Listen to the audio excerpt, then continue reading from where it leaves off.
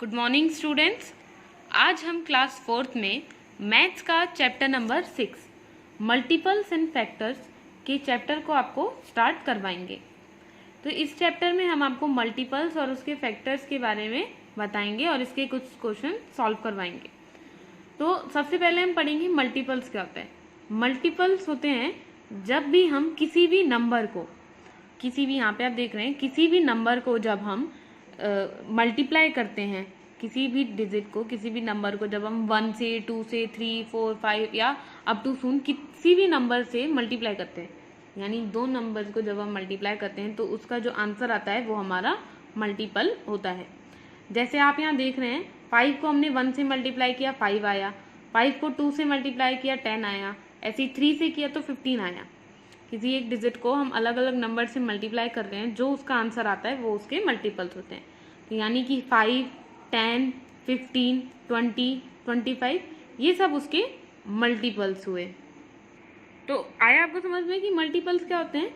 किसी भी डिजिट को जब हम 1 से 2 से या 3 से 4 5 या किसी भी डिजिट से मल्टीप्लाई करते हैं तो उसका जो भी नंबर आता है वो उसके मल्टीपल्स होते हैं।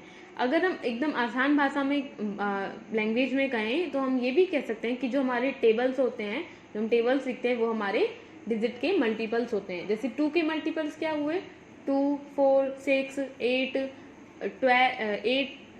10, 12, ये सब 2 के मल्टीपल्स हुए। ऐसे ही 3 के मल्टीपल्स हुए 3, 6, 9, 12, 15, ये सब उसके मल्टीपल्स हो रहे हैं। अब हम पढ़ेंगे फैक्टर्स। फैक्टर्स क्या होते हैं।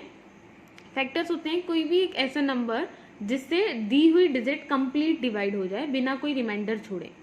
कोई डिजिट किसी भी नंबर से कंप्लीटली डिवाइड हो जाए बिना कोई डिजिट छोड़े, यानी तो वो उसका फैक्टर होते हैं।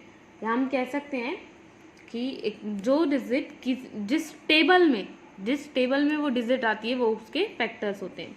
जैसे 15 है, 15 किस किस की टेबल में आता है, 3 की टेबल में आता है, 5 की टेबल में आता है, 15 की टेबल में आता है, 1 की टेबल में आता है। तो यानी कि 1, 3, 5 और 15 हो गए 15 के फैक्टर्स। अब हम इसके कुछ एक्सरसाइज पार्ट सॉल्व करेंगे। तो है हमारा वार्म अप का question number 1, right 2 common multiples of 3 and 5।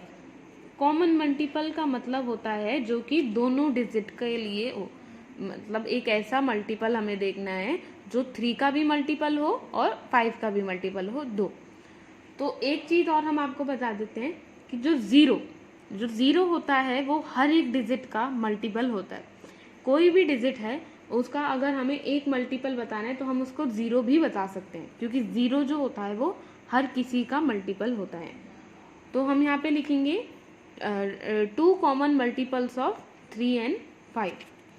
तो 3 और 5 के दो कॉमन मल्टीपल्स हम क्या कह सकते हैं। एक तो होता है 15 जो होता है वो हमारा 3 की टेबल में भी आता है और 5 की टेबल में, और ऐसे ही 30 जो होता है वो हमारा 3 की टेबल में भी आता है और 5 की टेबल में। तो ये दोनों इसके कॉमन मल्टीपल्स हो गए, 3 और 5 के कॉमन मल्टीपल्स। बी है हमारा 4 और 6। तो 4 और 6 के, तो अब हम 4 और 6 के मल्टीपल्स लिखेंगे, कॉमन मल्टीपल्स, यानी ऐसे डिजिट जो कि दोनों की टेबल में आती हो। तो 12, सबसे पहले 12 है। 12 हमारा 4 की टेबल में भी आता है और 6 की में भी, यानी कि 12 जो हुआ वो 4 और 6 का कॉमन मल्टीपल। एक और मल्टीपल क्या हो सकता है, 24 एक ऐसा नंबर है जो 4 की टेबल में भी आता है 6 की में भी। नेक्स्ट है सी, 5 एंड 7। 5 और 7 का कॉमन मल्टीपल लिखेंगे। तो 5 और 7 में एक डिजिट आती है 35 जो है वो हमारा 5 में भी आता है और 7 में भी। इसके अलावा और कोई ऐसा नंबर नहीं है जो दोनों की टेबल में आता हो, कॉमन मल्टीपल हो जो कि। तो हमने आपको बताया था कि 0 जो होता है वो हर किसी का, हर एक डिजिट का मल्टीपल होता है। 0 किसी भी डिजिट का मल्टीपल एक हम 0 लिख सकते हैं। तो 0 यानी 5 का भी मल्टीपल हुआ और 7 का भी, तो 0 भी हो गया इनका कॉमन मल्टीपल। तो हम यहाँ 0 लिख सकते हैं। ऐसे ही अब हम देखेंगे 10 का और 12 का। 10 में कॉमन नंबर आता है 10 की टेबल में, तो 10 और 12 में भी एक ही ऐसी डिजिट है जो दोनों की टेबल में आती है, वो है 60। 60 के अलावा हम कौन सा लिख सकते हैं, अभी बताया 0, क्योंकि वो सबका मल्टीपल है, और एक 60 लिख दिया। ये हो गए 10 और 12 के कॉमन मल्टीपल्स। 5 और 10 के कॉमन मल्टीपल्स क्या लिखेंगे, हम कुछ भी लिख सकते हैं उसमें, तो 10 भी होता है और 20 भी होता है, 30 भी, 40 भी, 50 भी। तो हम लिख सकते हैं यहाँ पे 20, क्योंकि दोनों की टेबल में आता है, और 30 वो भी दोनों की ही टेबल में आता है। नेक्स्ट है 3 एंड 4। 3 और 4 का कॉमन मल्टीपल हम लिख सकते हैं, एक तो 12 और 24, दोनों की टेबल में ये दोनों डिजिट्स आती है। अब नेक्स्ट है हमारा question number 2, find any 2 factors of the given numbers.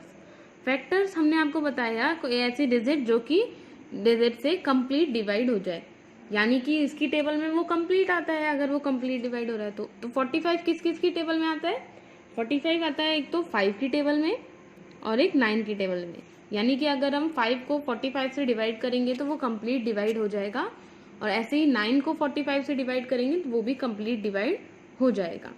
ये दोनों इसके फैक्टर्स हो गए।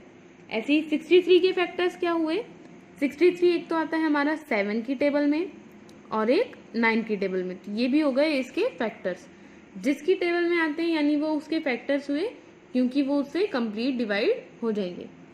12 के फैक्टर्स लिखेंगे, 2 भी होता है, 3 भी होता है और 4 भी होता है और खुद 12 भी होता है। ये होगा 12 के फैक्टर्स। 18 के फैक्टर्स, यानी ऐसी कोई 2 डिजिट लिखनी है जिसमें हमें ऐसी कोई 2 टेबल या डिजिट लिखनी है जिसमें 18 आता हो या 18 कंप्लीटली डिवाइड हो जाता है। कंप्लीट डिवाइड का मतलब कोई रिमाइंडर ना छोड़े।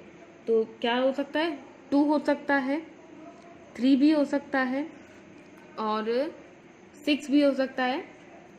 15 का भी लिखेंगे, 15 का 3, 5 और नेक्स्ट है हमारा F35। 35 किसकी टेबल में आता है, एक 5 से कंप्लीट डिवाइड हो जाएगा 35 और 7 से भी 35 कंप्लीट डिवाइड हो जाएगा। तो बच्चों आया आपको समझ में कि मल्टीपल्स क्या होते हैं और फैक्टर्स क्या होते हैं। तो आज की क्लास के लिए इतना ही। आज का आपका होमवर्क है do class work in book and notebook. जिन बच्चों के पास बुक नहीं है वो इन दोनों क्वेश्चंस को अपनी नोटबुक में राइट डाउन करेंगे। तो आज के लिए इतना ही। सी यू टुमारो। Thank you.